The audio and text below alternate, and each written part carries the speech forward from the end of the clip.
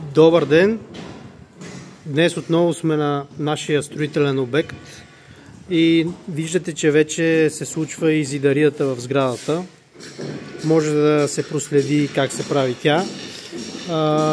Аз така известно време не бях идвал и отново така съм приятно изненадан, че с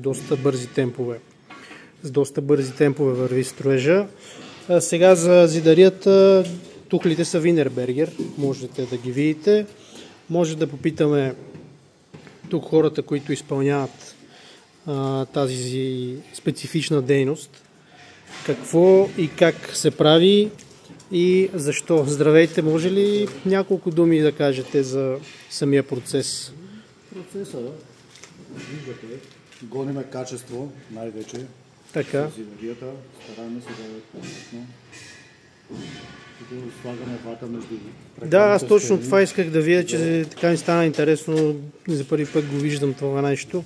Това на всяка стена ли се слага? Това се слага на всяка преградна стена между спалните помещения, да се обешумяват за по-добра шумоизолация. Така. Се правят преградните стени. Каква е дебелината на тази вата? Дебелината на ватата е 2 см, на тухлата е 12 см. Да. Тук тази стена е дадена 25 см да бъде проект. Така. И го изпълняваме с шумоизолация. Виждате. Тук тази преградна стена вече е между килера и баните. Да. Това ще са банята и килера. Ясно. Добре. Ами благодаря много, че ние продължаваме да следиме процеса по изпълнение на строителните дейности и ще ви информираме при всяка следваща стъпка. Хубав ден!